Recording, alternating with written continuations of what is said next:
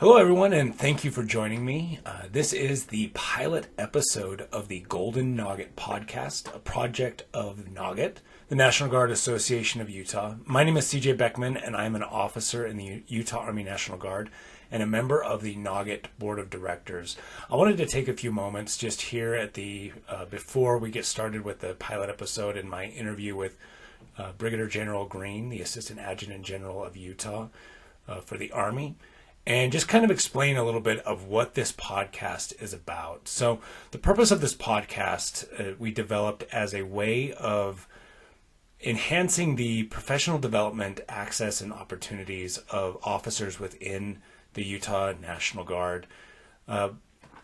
Really, it's about being able to tell the stories, get input from senior leaders, as well as create a forum and opportunity for company grade officers and officers really at all levels to be able to have conversations, productive, solution focused conversations on some of the challenges and issues that we face as a National Guard and an Army and a military at large here in the United States. So, obviously this is a project in development. Everyone associated with this project is volunteering extra time to be able to put this together. So, it's an oft-used phrase. It's a labor of love and an opportunity for the National Guard Association of Utah to dedicate some resources and capabilities to really give back to the officers of the Utah National Guard. So we have no idea how big the audience for this will be or if there is an audience for it at all. But at the very least, this is an opportunity to capture in time some of the stories and lessons that are being learned and experienced currently in the National Guard. So I hope you'll enjoy this interview. This first interview, I had the great opportunity to sit down with General Green, the newly promoted Assistant Adjutant General of Utah, and someone who's had a profound impact on my career. And so the opportunity to sit down with him and listen to him, hear from him, I hope it's meaningful for a good portion of officers and even enlisted in Utah to kind of know who this person is and get an experience for their leadership and their perspective and experience as well. So that's it for me for this introduction, and I hope you enjoy the podcast. Welcome to the inaugural episode of the Golden NGAUT Podcast. Might need to work on the title a little bit, play on words. Brought to you by NGAUT, the National Guard Association of Utah. The purpose of this podcast is to provide an introspective look at the leadership and history of the Utah National Guard. I'm Captain CJ Beckman, and my guest today is the Assistant Adjutant General of Utah, newly promoted Brigadier General Joseph Green. As the Assistant Adjutant General of the Army, Brigadier General Joseph Green is responsible for the readiness of approximately 5,700 soldiers serving in the Utah Army National Guard. Prior to this assignment, Brigadier General Green served in many positions of responsibility, including as Chief of Staff, Utah Army National Guard, Commander of the 300th Military Intelligence Brigade, and Division Chief of the Intelligence Disciplines Division at Headquarters, Department of the Army at the Pentagon. Brigadier General Green received his commission from Brigham Young University, ROTC, in 1996. He has deployed to both Iraq and Afghanistan. General Green, thanks for joining me. Thank you. So, probably should have made some notes there on what parts I was going to read and what parts I was going to exclude. But first of all, thank you very much for being the first guest on the Golden NGAUT Podcast.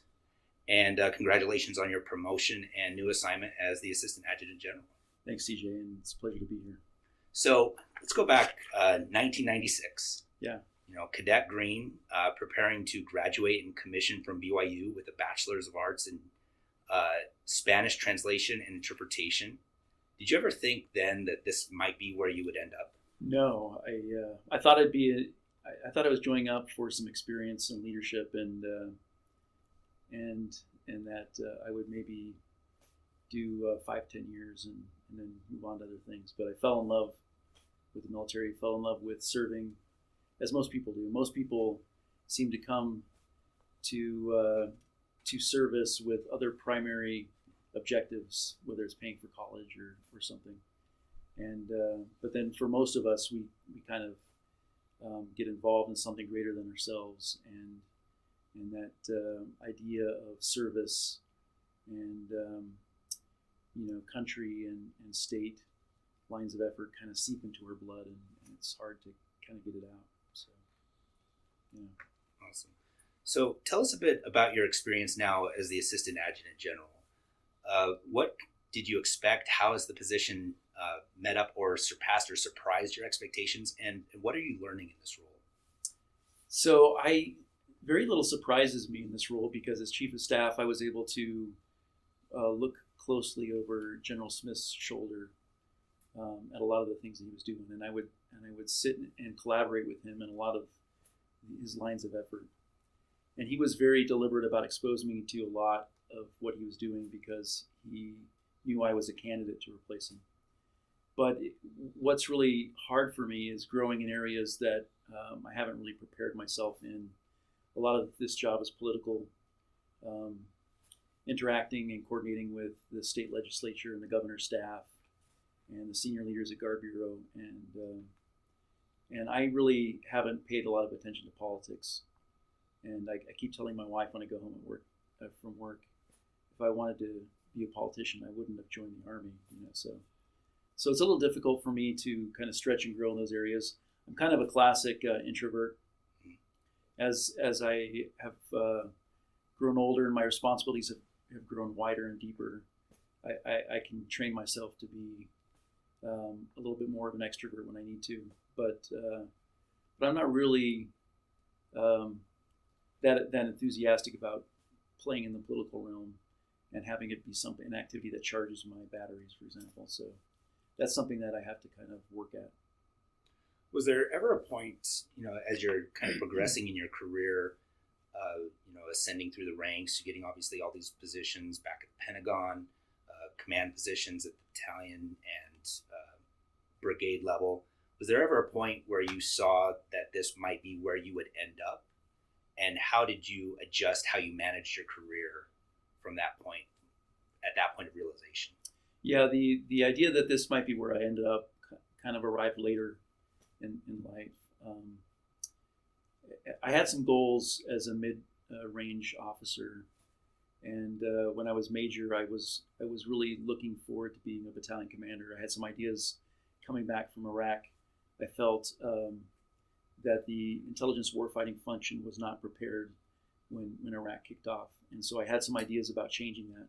But I needed to be in battalion command to start to put them into play. Panther Strike was one of them, and our Foundry platform here.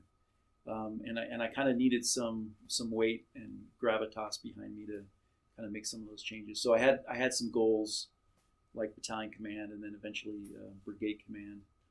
But it wasn't until I was already a brigade commander and they selected me for War College that they let me know that they were looking that I was a candidate for things that were kind of more long term.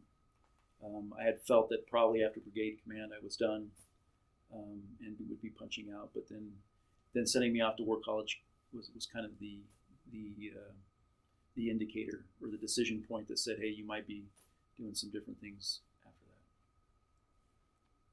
that. Awesome. So you have a reputation as a voracious consumer of literature, particularly period literature. What are you reading right now? I'm reading a lot of things involved with biblical studies, because I'm actually jumping into a second master's in biblical languages, and so I'm reading a lot of academic scholarly work on periods of Judaism we call the Second Temple period, which is after the Jerusalem was destroyed in 600 BC. And then when the temple was destroyed for a second time, about 75 AD by the Romans. And so that period they call the Second Temple period, and involves a lot of literature. So I'm reading a lot of academic studies and trying to hone my skills in Greek and Hebrew and things like that. That's where I spend a lot of my reading right now, just because I'm in an academic program. but I'm still revisiting a lot of different things, and I read widely because I find that I like to draw inspiration on leadership, even in the military environment, from a wide variety of sources that inspire me. And so I'm reading, for example, a book by the painter David Hockney, and it's a book entitled "Spring Cannot Be Canceled." And here's a famous painter who at 80 has moved to the northern France from Britain, just because he felt like he needed a change of scenery to re-inspire him about what he's doing and reinvent and try to articulate the changes he felt that his art needed to happen. And I find value in that, because I think as we go through specific periods of rank as an officer, we have to kind of pivot and we have to transition how we lead and how we articulate that leadership. And so I like to see how other people kind of deal with that, those transitions and pivot points. So I'm reading that. I'm reading a series of books of poetry by the Pulitzer Prize-winning poet Mary Oliver.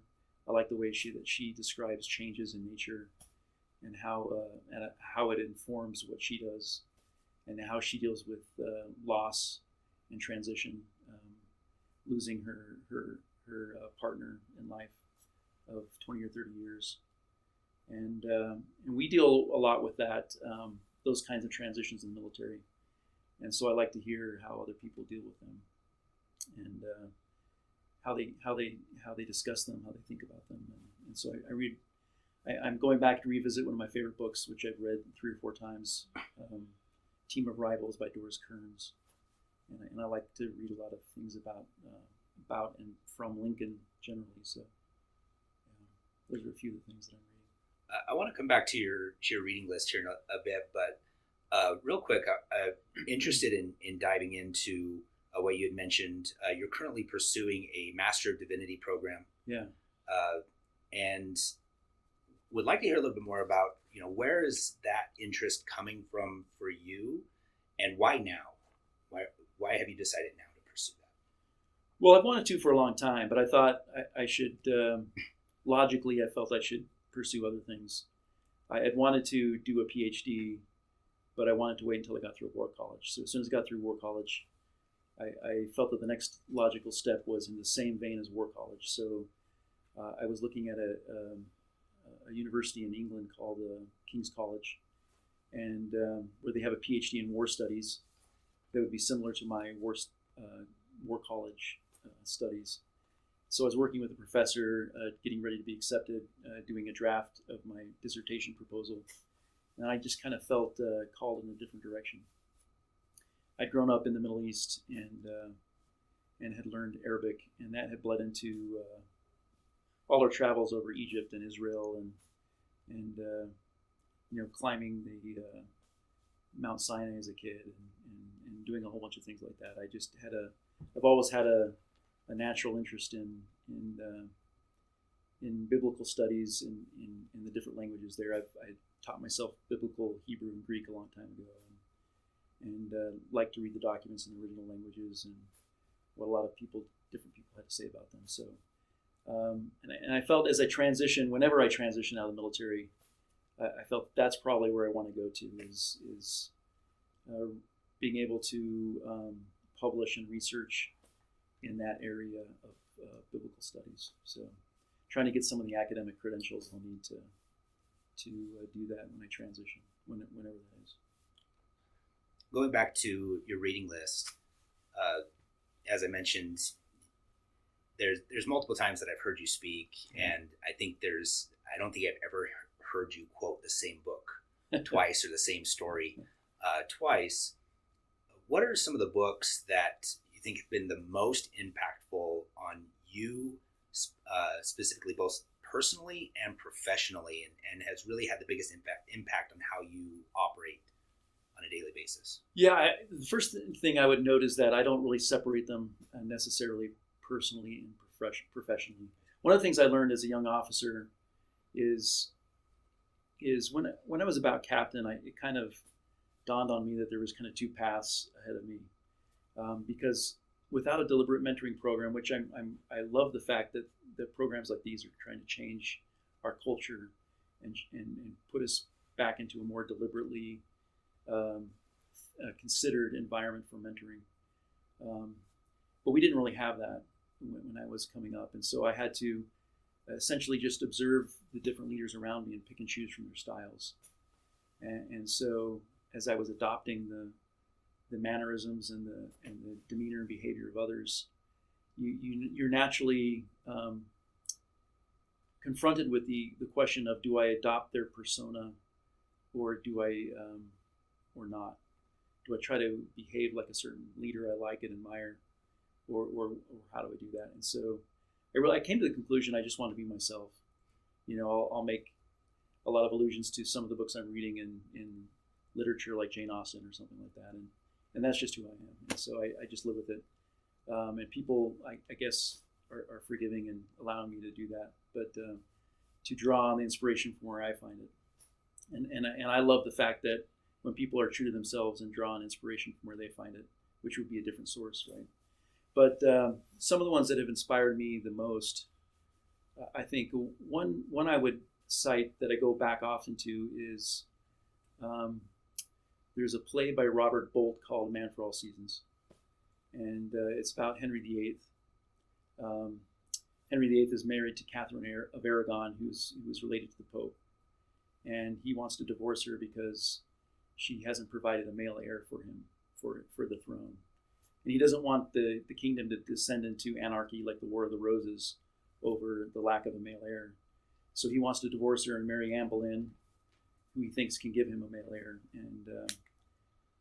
And so his whole apparatus of government is trying to get him what he wants. And there's just one guy standing in the way. And it's his best friend, and who's the Chancellor of England, and one of the most respected churchmen in England, Sir Thomas More. And so the whole play is about everybody trying to convince Thomas More to cave to the king's desire. And he doesn't, and it ends in his execution. He's beheaded. But I love the way they articulate his framework of, this is what I plan to do, and I don't plan to move from it. And that kind of framework helped instill in me a set of values of an inspiration of someone who's not going to be taken off the path of where they think they need to go. If I have a vision and I think I need my unit to get to this place, I'm not going to allow something to convince me to step off that. They made a great movie of it. It's a little older now, 1966, but called A Man for All Seasons, and I think it's pretty good. I also love the works of Martin Luther King. I like to read Martin Luther King Jr. in conjunction with Lincoln. Parts of the same problem set with a little bit of time in between. And there's a lot to learn from Martin Luther King Jr. Every year I go back to Letter from a Birmingham Jail, which is just a wonderful articulation of ideas and philosophy about what I think is important for leadership and being instilled by a set of values, and why, if there's a sense of urgency to change something, why we have to be able as leaders to get to that change and not delay. So I find a lot of value in some of those things. They've impacted me personally and professionally. But those, I think I would go back to those two as some of the main ones that have really influenced me over the years. So you talked a bit about, that kind of takes us right into the next topic where I really want to spend the bulk of the remainder of our time, and that's talking about leadership. Right.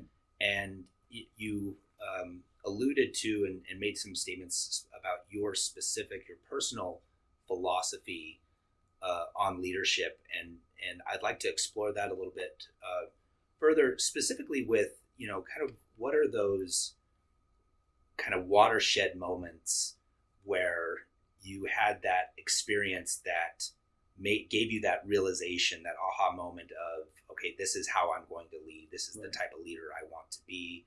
Whether it was that negative experience that you talked about, do I want to adopt that or not? Right. Or what parts of myself do I need to work on to emphasize to be the type of leader that I want to be? Right.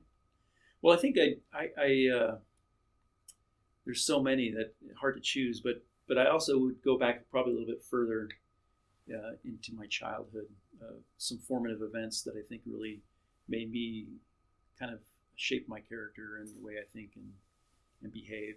One of them was just growing up outside the United States. Right after I was born, we went to Tunisia for a couple of years, to southern France, Provence, for a year. We went to Yemen for a year.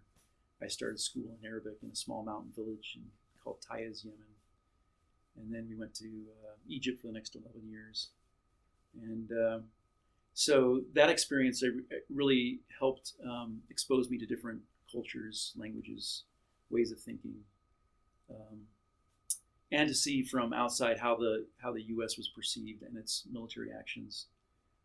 And there's some value in that, to seeing how we interact with other countries as a nation, what the impact is, and what the strategic interest our country has.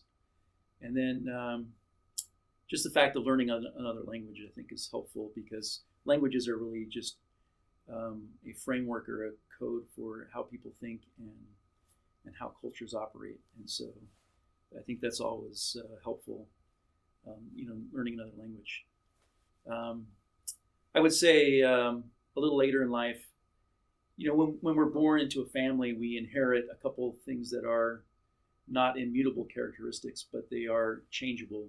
But we inherit them pretty strongly, and that one's sometimes a framework of faith, whether you're born like a lot of my friends growing up into Judaism or Islam or Catholicism or something like that. Here in Utah, it's mostly the Latter-day Saint religion or faith. But you inherit a framework of faith sometimes, and sometimes a framework of politics, and both of those can be pretty strong cultural emblems or symbols that are handed down within families. And so mechanisms to make you think as a person growing up, rite of passage of which of these I'm going to retain, and do I want to retain them? What do I think for myself? Do I believe these? And so serving a mission for my church kind of helped force me to come to that realization from a faith framework. Is this something I believe? Is this something I want to value in my life? Is this something I want to retain, or do I want to replace it with nothing or something else? And then politics as well. Do I want to? In college, I think for most people becomes the forcing function for people to think through their ideas and their assumptions and their thoughts in that respect. So I find value in those things. But really, some of the watershed moments that really impacted me that I keep going back to are actually times when I've had to see. I make a lot of times when I mentor, I teach people how to nest their objectives within the objectives of higher echelons, to take a look carefully at their boss's objectives, lines of effort, and to nest what they want to accomplish within them in a very deliberate way, adopting the vocabulary and the phrasing of how their bosses are going about their business. And that usually provides a formula for success. But I've actually found one of my watershed moments twice when I had to essentially go over my boss's heads, and it really kind of taught me a lot of lessons about myself, about what I believed very strongly. I would talk like a man for all seasons. Is there something I think is so important that I don't want to be moved off that path? So, for example, I was a captain. It was just after 9/11. We saw the deployments coming, and in the signals intelligence realm, we saw deployments coming, but we didn't have the right equipment to train for the deployments that were coming. And so I did all the legwork to find the funding to get that, and to find the right way to put it on our property book. And then all I had to do was go to the G3 and get them to say yes. So I went to the G3, and the G3, who was worried about the politics of getting in Utah equipment where you could listen to other people's communication systems, said, no, we're not going to get you that equipment. And so I tried several times to convince him that we needed this for training. Otherwise, our men wouldn't be able to do their job, and it can impact their readiness and potentially put them in danger. And he said no. And so I went to the chief of staff who happened to be the G3's best friend. And so then he turned around and told the G3, and the G3 pulled me in and was very angry and upset with me. He said, if you ever do that again, and he used some choice language. And so at that point, I had the decision to make of, do I just drop it or not? But I felt so strongly about how important this was for the soldiers that I was training, for them to be ready, that I went to the tag. And the tag forced the G3 to purchase the equipment. So I remember being called into the G3's office. He was so upset, he threw the phone against the wall and shattered. It was a very uncomfortable moment for me, but it was a really important moment in deciding. For me, sometimes you get to what's more important. Is this more important than your job? Because I felt like I probably was going to be fired, and I felt at the end of the day, I'm willing to lose my job so that my soldiers can go downrange. And that was a liberating experience to know that about myself, to know that these things are more important than these things. And that helped me, I think, along the way. When I went to Iraq, we were running a translation effort for the whole war, and we were looking for all the intelligence we could find. And at this moment of time, we were transitioning from an occupation to full-on insurgency. And a lot of our soldiers were dying by snipers and roadside bombs in Iraq. And this was in 2003 going into 2004. And we found a document in our translation process. Then Colonel Tolman, who was a Major Tolman at the time, and I were in charge of doing all of these things. And we found a document that kind of laid out the Saddam Fedayeen plan to transition to an insurgency. And so it had them broken up by neighborhoods and by leadership, and it had listed the names of the leaders. And we really felt that in this growing time of insurgency, that if our operators could have that information, they could maybe save lives by identifying who the leaders were who were organizing this activity and try to put a stop to it. So we wanted to give it to the right people, and we were told no, because there was a conflict going on between the Iraq Survey Group, who had its own competing analytical cell called the Survey Analysis Center, and CFLIC, which was running the actual conventional battle. And so the Iraq Survey Group leadership didn't want to give up possession of this document because they saw it as a form of power to have that information. And Tolman and I had long talks about this and felt that we couldn't live with ourselves if we delayed at all getting this information in the right hands. We had one of our officers was embedded in CFLIC staff, and so we emailed the document to him over the direct command of Iraq Survey Group not to do anything like that. And we expected to be sent home. That's what we expected to happen. It didn't happen. The G2 for CENTCOM came out and investigated and sided with us and forced the Iraq Survey Group to put a liaison from CFLIC in their operation embedded. But Iraq Survey Group leadership wasn't happy with us, obviously. But again, that was a very liberating experience for me because it again taught me a little bit about myself and what I believed and what I was willing to do, not willing to do. And so some of those events that I look back at, watershed moments, are kind of crises that kind of test your character. And I looking back, I appreciate the fact that I had to be put under the microscope like that, because it forced me to learn a few things about myself and make some decisions that then I think helped me become the leader that I am today. So those are obviously very, a lot of risk. And you mentioned that kind of being a different time, where, maybe mentors and advocates might not have been as not to put words in your mouth, but as available, or that wasn't emphasized as much. Do you feel like any of those choices, even in the interim, had a any impact on your career? And what would you say to someone that maybe today might be experiencing the same kind of crisis in a leadership position?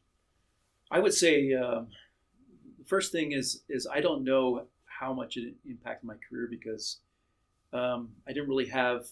I had really good bosses and commanders who were very good at modeling good leadership to me, but they didn't always pull back the curtain in terms of what other leaders were saying about me higher. So I don't know how it impacted me or didn't impact me. Unfortunately, I was sometimes surprised at promotions or assignments because I tried to change that as chief of staff and to try to bring in more transparency, more be very open about where we felt everybody was standing based on senior leadership discussions. And unless a general officer told me, hey, you can't say that to anybody, then I would actually go and tell them and say, hey, this is how they're talking about you. This is why, good or bad. Here's some things to fix maybe. And I try to bring that transparency I never found myself coming up. And so, but the one thing I would tell everybody is to keep going higher if you need to get that kind of feedback. Always use the chain of command. But if you feel like if you're facing some of those crisis moments, always look for someone to help and guide you through that. And you'd be surprised at how many senior leaders would be willing to help you do that if you needed it. Realize that there should be, and probably likely will be, one or two moments in your career like that, where you have to decide what's more important, your career and your job, or something that's important to you. You can't die on every hill, and you have to really deliberately understand about yourself what it is you can live with and what you can't. And if there are too many things that you can't live with, then you probably have to recalibrate, right? But you shouldn't feel alone if you're going through those, and know that there are probably others. Come talk to the senior leaders, the chief of staff, the senior enlisted advisor. If you start talking to all those people and you're getting a kind of a consensus from everybody that you're probably on the wrong track, then that's also a moment to reflect a little bit and to reassess and say, well, maybe am I heading in the wrong direction, and do I need to reevaluate what I'm doing? So when you're developing an organization in the various leadership positions that you've been in, how do you go about the process of identifying, developing, and promoting those sort of impact players for the organization to develop and kind of leave an organization stronger than you found it? Yeah, usually, and I don't know if I can put this down into a process that you can define very well, but usually after I've been in an organization for 3 to 6 months, I can start to see who the center of gravity is in terms of personalities and in terms of drive, So when I was the deputy G3, I could clearly see that the center of gravity in all the G3 was actually two people. It was Chief Searcy, Brian Searcy, and it was the NCOIC. It was Mike Miller at the time. And I could clearly see that those are the ones who had vision and drive and were doing almost everything. So generally what I do is I try to find those people and I try to put them in charge of very important things, the most important things. Like putting a young C.J. Beckman in charge of the language program. Because I could see you had a vision and you had the proactive ability to go about doing it without a lot of me sitting there and holding your hand. Because and part of that is personal, because whenever I was given a responsibility, I wanted to do the same thing. I wanted to make an assessment. I wanted to realize where the gaps were. I wanted to build a plan to go after those gaps. And then I wanted to move out and try to do it. And I felt like I had the drive and the energy to do it, to create the vision, to make the assessment, create the vision, and then articulate the sense of urgency to do it. And so I tried to find, but what I didn't like was somebody giving me very detailed instructions of how to do it. And so because I'm that way, I tend to be that way as a leader. I find the people who are like that and I give them the responsibility, give them some minimal vision in terms of, hey, we're heading for that ridge. And then I try to deliberately leave them alone to go about the process just the way I like to do it, which is go through that assessment, assemble the team, communicate the sense of urgency, and then move out for that ridge. I don't know if that answers the question. No, absolutely. Yeah. Kind of going along with that is obviously you talk about identifying people that already have kind of that motivation of their own, and then kind of strapping a harness to that and just riding that. Yeah. What about kind of the organization at large, where perhaps there might be a broader issue with where trust is needing to be built or things like that, or Malaise, or right? How do you when you've identified that, or if you've identified that, how would you go about what's your approach in those situations? Yeah, I have to feel my way, and it's individual. It's case by case is all I can say. So I'll give an example. When I was in counter drug as a young officer, I think a first lieutenant, maybe a captain, I was a team leader over a team of about 25 or 30 translators and transcribers, and I found, and that can be kind of a kind of boring work after a while, to be honest, because for 8, 10, 12 hours a day, you're headphones on and listening to communications and writing down word for word what they said and then translating it. And the same activity day after day, after month can kind of accumulate and can kind of wear on some people. Other people thrive on it. It just depends. But I found that some people weren't always as engaged as others, and it became a very early laboratory for me to try to figure out what motivates people, and what's my responsibility as a leader to provide that vision and motivation, and how can I be better at doing that. So for one example, I had a kid who he was very capable of his work, but when I would leave, he would often stop working and read a book, and then I'd get other people telling me, "Hey, he's reading again." So I had to feel my way how to have success with that, because I tried the military way first, which was to get upset, go to verbal counseling and then written counseling and stuff, but it wasn't working, and I saw I could go down this road of just firing him. But there's, as a leader, you always want to use that as your last resort. You see value in every individual, and you feel a certain responsibility to provide inspiration, motivation, and you always ask yourself, like when your children make mistakes, of how did I have any fault in that, right? And so I had to try experimenting with things, and so I just kept trying to feel my way towards victory with this. And what worked, I finally realized that when I saw him reading and immediately went and corrected him, it didn't work, because as soon as I left the next day, he would just start reading again.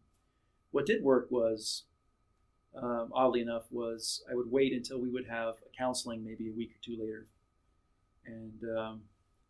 And then in that counseling is more of an opportunity to connect with somebody and to sit across from them, look them in the eyes, and talk about the progress and connect with them on a little bit more personal, intimate level.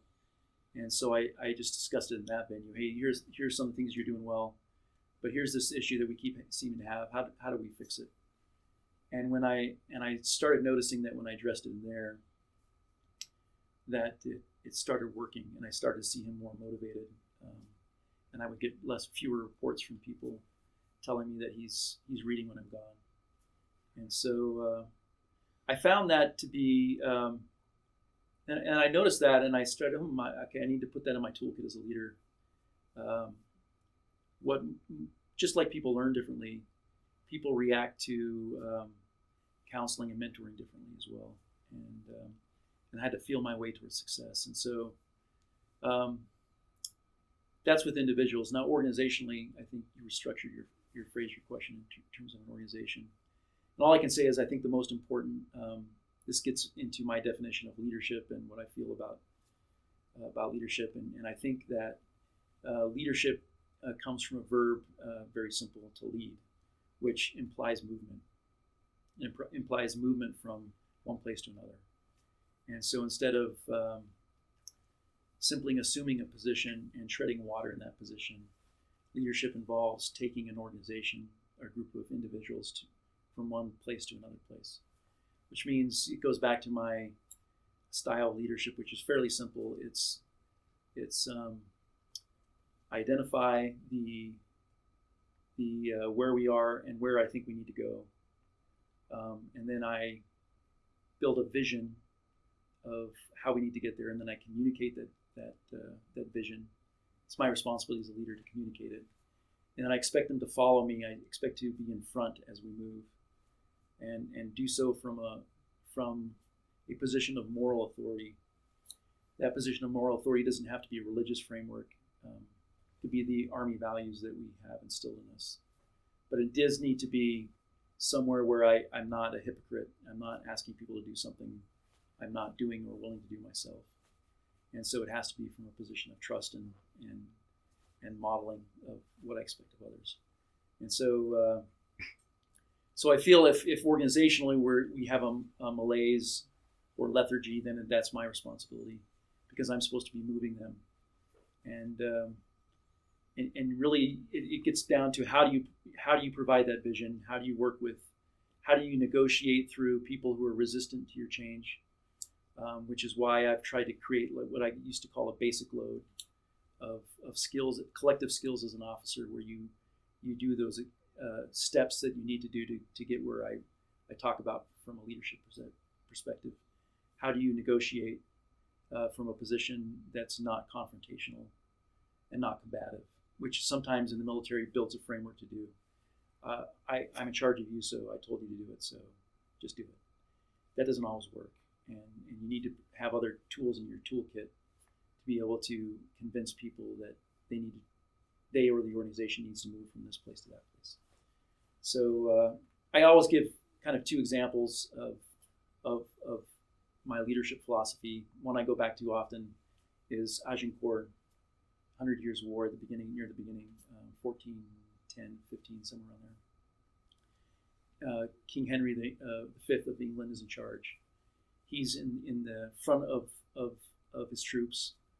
He talks to them at night. He's scouting. He's doing the reconnaissance, and his troops are outnumbered severely by the French, who have a lot more cavalry, and based on that, he understands the gap of what he's faced against and how he needs to change, and so he brings into play in the English longbow technology change, and on the field of Agincourt, he defeats the French when he's vastly outnumbered, because he assesses the situation, he finds where he needs to change things as a leader, and he brings in the new technology, the longbow, and he annihilates the French on the field. That's on the one end. The other end is just a couple decades later in the same war, Joan of Arc on the French side soundly defeats the British. The British have been so successful, they've conquered everything in the northern France. They've come to the river of Orleans, and there's only one castle that's defending the river crossing. And if the British can take that town, Orleans, then they've got all of France. Meanwhile, the king, the young Dauphin, is with his court in southern France, preparing to get on a ship with the last of his army, which is about 400 to 500 soldiers. And the British have 10,000 soldiers sieging the city of Orleans. And so the young king is ready to do an exodus. This young shepherdess, 14 or 15 at the time, from Domremy in France, comes and shows up at his court, says, "God told me to come help you." He finally is convinced to trust her, and he gives her the remaining 400 to 500 soldiers to go lift the siege at Orleans. They try to put her in armor and give her a sword, a broadsword, and she declines all of it. And then she says, "All I want, I don't want the armor, don't want the sword. All I want is a standard with a flag, with a banner. The banner is white with a fleur-de-lis on it." And so she leads these 400, 500 soldiers who come to think that she is sent by God. Here again is the moral kind of authority that she has. whether it's a religious framework or an Army's values-based framework. They come to see her as a moral authority of some kind.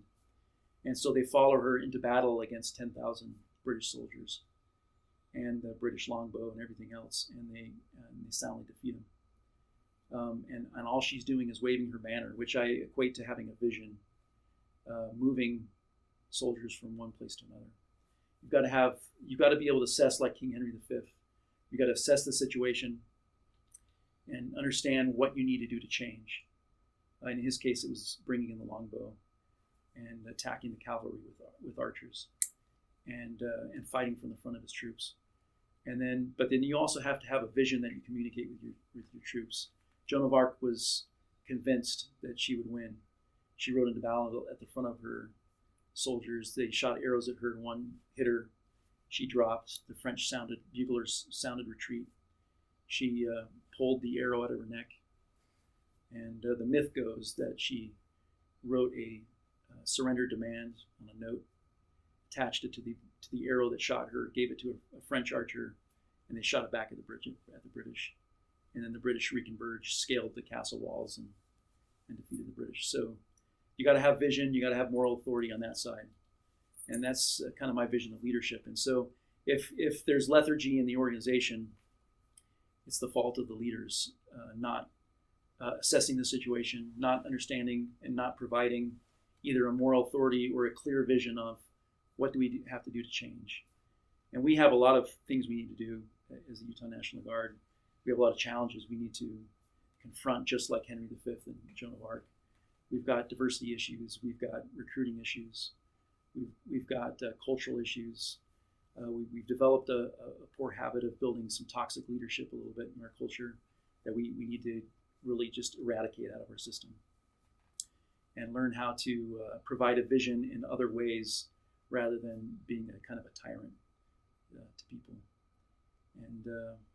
And that's our fault, because we're not deliberately training and mentoring leaders to understand how to build a vision and how, like Joan of Arc, to get your banner ready and ride into battle at the front of your troops with that vision, that banner streaming, in a way that will make them follow you. And instead of just telling them, I told you to do it, so if you don't do it, I'm going to fire you. I mean, that's just not the banner we want in the Utah National Guard. Awesome. You mentioned some priorities that you kind of mentioned as far as things that you see the National Guard, the Utah National Guard needing. Are these priorities that you're taking up as the Assistant Adjutant General, and kind of what is your vision now for this role that you're currently in? Yeah, so we have some real problems, and they start with recruiting. We don't have enough members of the Utah National Guard to be self-sustaining anymore. Our membership is slowly dropping, and we're doing a really good job of retention, but we're not doing a good job of recruiting. There are a lot of factors that go into this. From a national perspective, we're seeing fewer and fewer people wanting to join the military, and the military has become so insular and family related that it's really hurt us as an institution. Less than it's 0.4% in the United States choose to serve currently, but the vast majority of that 0.4% are all come from military families. So it's even fewer than you think. And so the rest of the population is more and more distancing itself, being isolated and not really being attracted to military service because it's not part of their family, it's not part of their tradition, and it's not part of what's expected. And so that's something we have to reverse. And here in Utah, it's gotten even worse than that. Since 9/11, because of standoff and anti-terrorism force protection issues, we've gotten away from the model that always worked for the National Guard, which was to be the center of gravity for your community. You go to Fillmore and you go to Blanding and you go to, when you look at the Korean War and the miracle of Gapyeong, where the 222nd, which is named a different name at the time, I forget, but we went to Korea, and just 200 or 300 soldiers, farmers from Richfield and St. George and Cedar City, held off thousands of Chinese and without a single loss of life. And you go to those armories and those communities, and you see the connective tissue between the Guard and the communities that surround it. And we've lost a lot of that. Most of the population is now shifting to the urban center. And in the urban centers, we've now shifting a lot of our units onto Camp Williams, away from the community, or building armories in non-residential neighborhoods, like near the airport in Salt Lake City. And so we have been slowly moving away from the community ourselves, and we've got to desperately change that. So we do have a vision, and we're working directly with our RB leadership. We're focusing on getting back to the communities, and I've been trying to convince people that part of that has to be a virtual community using social media. And if I could get members of the National Guard to stop going on to social media to disparage their hated political leaders, which is destroying the military, and to reflect the things they love about service and what put them in uniform. And if I could get 19th soldiers to show pictures on Instagram and TikTok and Facebook of their jumps, and artillery of their shooting and stuff like that, this would be a different recruiting environment, because every person might have 500 to a couple thousand family and friends that they're connected to virtually. It's part of a neighborhood, and a lot of those are actual physical neighbors too. And if you connect to them and their friends and their friends and their friends, and it just passes through it, we would be a totally different place. Related, which I just mentioned, I have a concern about how politics is infecting the military. The negative politics, partisan politics, is kind of tearing our country's fabric apart right now. And most people in uniform are typical Americans. They have teams and sides, and they want to display their team colors. But it's really, really hurting us when they do it from during their time when they're in the military, and they're showing their military colors while they're doing partisan activities on social media. And I just need them to shift that, stop doing that, and start displaying why you love the military, and not why you hate ex-politician. And so I have some vision on things that we need to get after there. We have some diversity concerns that are hurting us. We have a high per capita instance of sexual assault and sexual harassment, and so I've kind of been in the front with my banner, trying to lead the rest of the 400 to 500 soldiers to Orleans on that specific issue. I asked for work with TAG and asked for to create a task force to look at the issue and try to find solutions. Put together, I think, a great team. Worked with everybody. Took all those recommendations to TAG. Got us enthusiastic support. But I think we have some work to do in changing our culture. Part of it is demographics.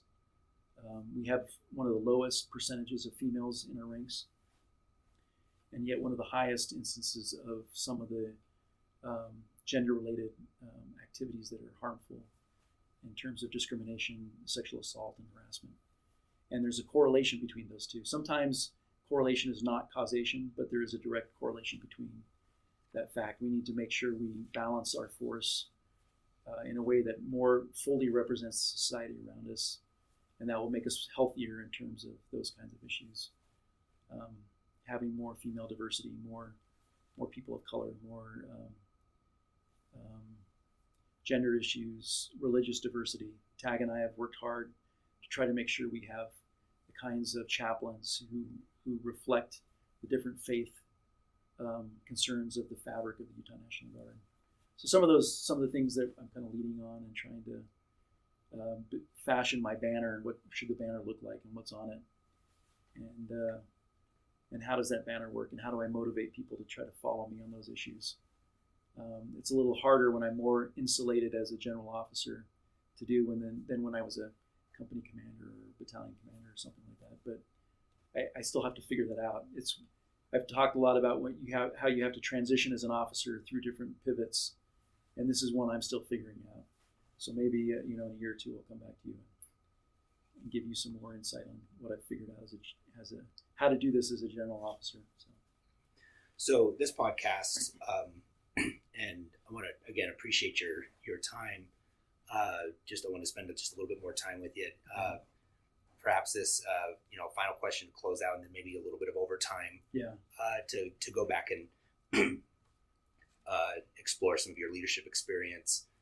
So obviously, this podcast is an initiative of the National Guard Association of Utah, which is the state-run chapter of a national organization, the National Guard Association of the U.S. that represents officers, pretty much as a lobbying arm. Yeah. So with the things that you've mentioned, what role does legislation, and as part of that, what role do organizations like NGAUT, NAUGUS, or the enlisted associations, what part can they play in helping to kind of change the battlefield, so to speak? Yeah, they're a huge role, and they're never been more important than right now, because there's always this tension between different components of the military, especially the Army, because the funding only goes so far, and so the senior leaders at the headquarters department of the Army generally want to field most of the equipment and most of the missions and most of the kind of training opportunities to the active component first. And there's some logic behind that, because if they're the first in the fight and we're the reserve component for a reason, we are deliberately planned to be the second or third wave, right? Then they want the first wave to be fully manned and equipped in the way that they should be. But sometimes they do that in a way that disadvantages that second and third wave and doesn't get them fully trained and puts them at risk.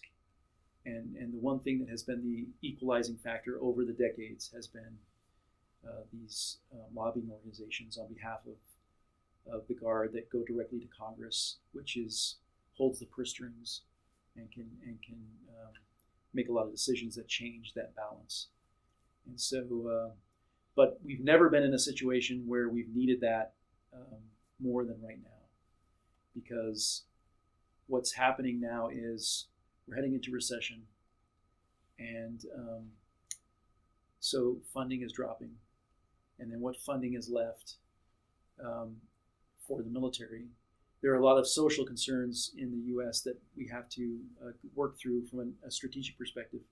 So the loss of the baby boomers is economically, I don't know if you've seen any studies about the loss that will happen, is significant, and we're not going to be able to replace them with the generations that followed in terms of economic investment, workforce labor, and other kinds of things. And so the revenue is expected to drop even further in the next 5 to 10 years as the baby boomer fully enters the retirement stage and is not spending any more into the economy, and are now transitioning to saving as in their retirement and senior years. And so the money available for government spending is getting smaller, and then of that piece that still goes to the military, it all has to go mostly to pay down our technology advancements to catch up with Russia and China. As we spent the last 20 years in the sandbox in the Middle East fighting insurgencies, we did not spend that money on modernization of our field artillery and figure out our future fires capability, update the M1A1 Abrams, update the vertical lift for aviation, all those kinds of things. And so now Russia and China have caught up and passed us on some of those things. Russia has tanks that outguns us. When I entered the military, the M1A1 could outshoot Russian tanks by 2 to 1 essentially, and that's just not the case anymore. And so we have to very quickly and very deliberately spend most of our money transitioning to that. So what is left in the Army, in the military, and then in the Army specifically as a service, is now going away from the services from the components to pay for a lot of the things that we need. And so we really, really need the advocacy in Congress to make sure that the small money that's left over for resourcing the men and women in uniform in the Army is not solely used on Compo 1, but that we will get our fair share of equipment and training that we need in Compo 2. And so we really, really need that advocacy, and it's more important than it ever has been in your or my career. Awesome. Well, General Green, we want to thank you once again for being our guest today. Excuse me, I need to clear my throat too. It's been a pleasure. And before we go, do you have any final thoughts for Utah National Guard officers or anyone who might be listening? Final thoughts. I would just kind of reemphasize, much like you would do as you wrap up an essay, you kind of hit upon the themes and a conclusion in a way that echoes what you just kind of already said. I would say that as you seek, as the audience who's listening seeks to find their leadership potential and path forward, make sure you're finding ways to analyze the things that need to change, be able to articulate why they need to change them, and then work on figuring out how to provide a vision of how we need to get there, and then provide an example of in some moral way of reflecting Army values, of leading us to that place. And if you do those things deliberately and consciously thinking about them, and then using a wide array of teammates to do the analysis and get buy-in into that vision, and then help you with that vision, I don't think you're going to go wrong as a leader. I think you're going to have a lot of success in your career and in your personal life with following that kind of path. Awesome. Well, thank you so much, sir, for sitting down with us. Also, we want to give a special thank you to the Utah National Guard Public Affairs Office and the Visual Information Office for the support and assistance, as well as to our members of our NGAUT Company Grade Officer Committee who are here helping with production. We hope you have enjoyed the first edition of the Golden NGAUT Podcast. Please share this with your fellow soldiers, and we hope you will listen again next time.